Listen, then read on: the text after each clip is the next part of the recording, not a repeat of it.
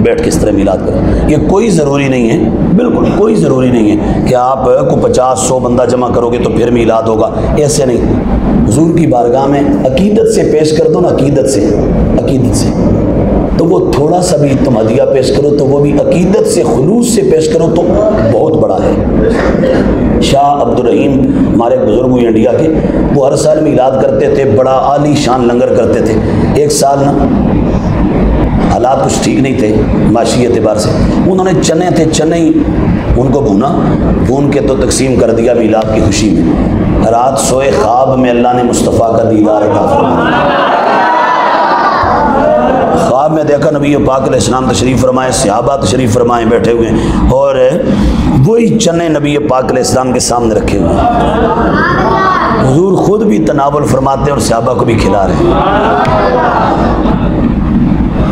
और ये उन बुज़ुर्गों का बताया आपको कि जिनको वो भी मानते हैं, वो भी ये साथ वाले भी कहते हैं हमारे भी बड़े हैं। मैंने कहा तुम्हारे बड़े तो तब हैं कि जब तुम्हारा अकीदा उन जैसा हो। तुम तो कहते हो मिलाद जायज़ ही नहीं, और वो तो हर साल लंगर खिलाते थे मिलाद का, समझिए।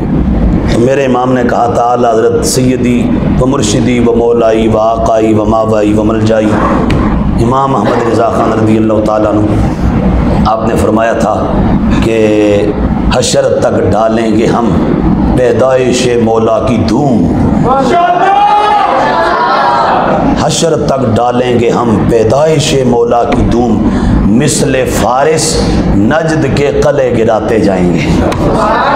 जब हुजूर पैदा हुए थे ना, पैदा हुजूर मक्के में हुए और फारिस के किंगरे टूट रहे थे, केसर व किसरा के ईवानों में ज़लज़ले आ रहे थे और कले गिर रहे थे। पैदा महबूब मक्के में हो रहा था और कले गिर रहे थे फारिस में।